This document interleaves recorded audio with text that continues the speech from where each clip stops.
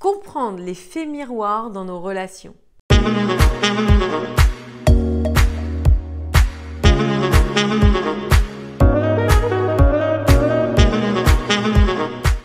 Bonjour mesdames, j'espère que vous allez bien, que vous avez la forme et que vous avez toujours envie de progresser, de mieux comprendre votre vie pour faire en sorte de réussir à être heureuse, à être alignée avec celle que vous êtes et en soi, prendre cette belle part du gâteau dont je parle toujours. Ici Samantha Pampiglia, votre experte, votre coach en relations amoureuses, mais aussi en développement personnel au féminin. Avant de commencer, assurez-vous de vous abonner à cette chaîne pour être sûr de recevoir toutes mes vidéos dans votre feed YouTube tous les matins 6h30, ce boost de motivation pour vous permettre de bien démarrer la journée, d'avoir en soi des clés supplémentaires pour vous acheminer encore une fois vers votre réussite. Likez mes vidéos, cela me permet de m'encourager dans mon travail et partager à une amie, une sœur, une collègue qui en aurait besoin. Mais sans plus tarder, commençons. Qu'est-ce que l'effet miroir? L'effet miroir, c'est lorsque l'on ressent une émotion forte par rapport à un agissement d'une personne en face de nous. C'est Carl Gustav Jung qui disait que tout ce que nous voyons chez les autres, c'est ce que nous avons déjà en nous. Bien évidemment, au fil du temps, tout ce qui est émergent, c'est notre partie consciente.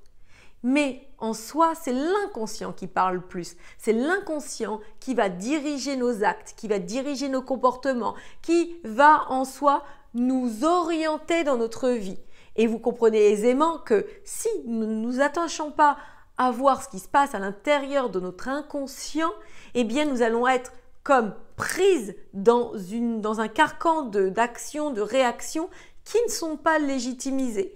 Nous allons faire des choses qui en soi ne correspondent pas à ce qui se passe à l'intérieur. Dans nos relations amoureuses, souvent nous blâmons l'autre, nous lui reprochons ses agissements, ses comportements, ses réactions, mais en soi, tout naît de nos sensations et de nos émotions.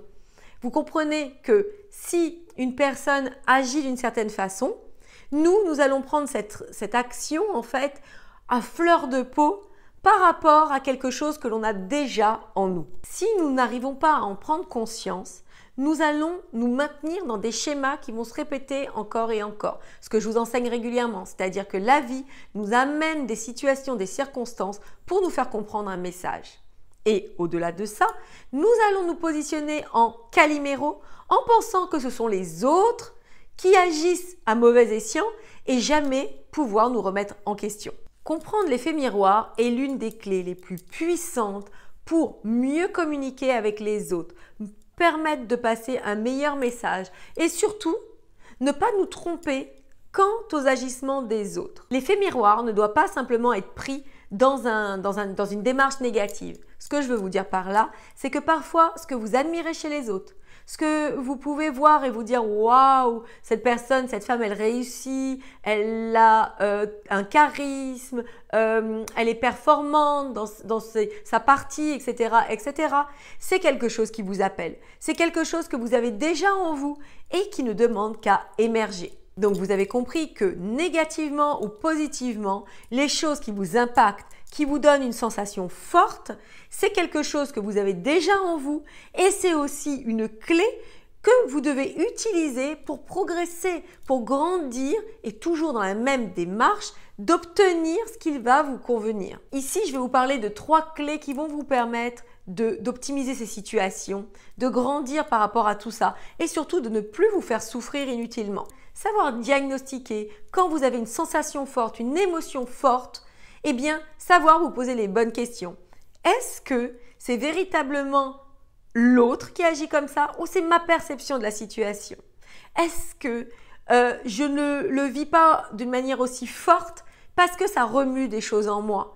Est-ce que j'ai un désamour pour moi et lorsque l'autre agit, il vient comme ça toucher du doigt cette douleur, cette souffrance que j'ai déjà en moi? Deuxième point, lorsque vous jugez une personne ou qu'une personne vous a critiqué, du coup, posez-vous la question. Quel est le message derrière tout ça?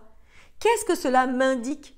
Quelle est, encore une fois, la manière d'optimiser cette situation pour moi grandir? Cela peut être le fait de m'accepter plus. Cela peut être le fait de me dire que ce n'est pas une situation pour moi et que je dois aller voir ailleurs. Cela peut être aussi le fait de plus m'aimer.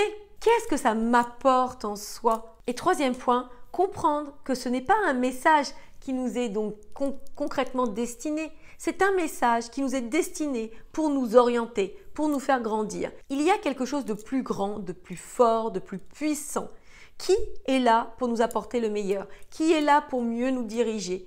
Mais bien évidemment, souvent, comme on agit comme à l'ordinaire, nous n'avons pas cette conscience de l'extraordinaire, nous statuons trop vite sur les événements, sur ce qui nous arrive. Aussi parfois, lorsque vous avez des questionnements, des doutes, des peurs, des craintes, il y a des réponses qui vont venir comme ça vers vous. Ça peut être justement par une parole d'une personne, ça peut être par une action d'une autre personne, ça peut être par différents moyens. Encore une fois, cela sert à vous diriger et non vous malmener. Bien évidemment, ce parcours n'est pas facile car l'ego est là pour nous protéger. L'ego est là pour venir au credo et dire « Attention, tu vois, cette personne t'en veut. Attention, cette personne te fait ça pour te faire du mal. Attention, tu n'es pas aimé, etc. etc. » L'ego, bien souvent, va en fait se faire entendre parce qu'il veut exister, parce qu'il veut en soi prendre le pouvoir. Mais faites attention, il n'est pas le bon juge, il n'est pas le bon indicateur pour savoir ce qu'il faut faire. Donc voilà mesdames, prenez en conscience que nous sommes à la fois les maîtres et les élèves. Entre nous, nous nous apportons toujours des éléments supplémentaires pour que nous puissions progresser. En ayant cette conscience, nous allons en soi extirper, tirer le meilleur de cette vie pour nous apporter du bonheur. Cette vidéo est terminée, n'hésitez pas à revoir mes autres vidéos qui pourront vous impacter dans votre vie de femme. Je vous embrasse, je vous adore, vous êtes des femmes formidables, vous méritez le meilleur, ne l'oubliez jamais.